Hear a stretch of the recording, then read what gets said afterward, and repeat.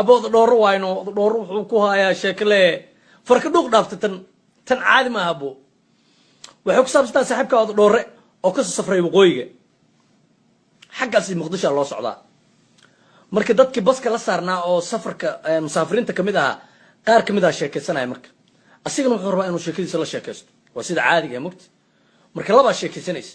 waar jaamaco day berigii ma xasuusta abaarta xun ay jirtay aanu ka guuri jirnay aqalkii ma garanaysaaye waxbuu daldalayn mugti saaxiibkaa cabaar u dhageystay waqtiguu xasuusta markay nimankan ka sheekeynayaan ha mugaas laftirkeeda unkoo taman ee aan walaa eeboobo iyo soo kacnay aan waxaan marna meel luuqaho halkaas waa la fahmi waaye marka cabaar marka la dhegeysto waxaa la dhahay arday nabiga ku salli al dhahay allahuma salli wasalam caleyh iska dhahay cabaar marka sheekada loo dhahay mugaasaan kardhaha mugaas dayarti kale guurkaa la yidhahdaa ku yaro muluq dhalahaan ah muluq waa la garan waaye haddana waxaa la dhahay waa arday nabiga ku salli allahuma salli wasalam caleyh iska dhaha adigiyaana wax war kugu daalinin sida ninka allah nabiga ku salli loogu hayay muqdishaa la yimid marka muqdishaa la tegay markaas wuxuu dhahay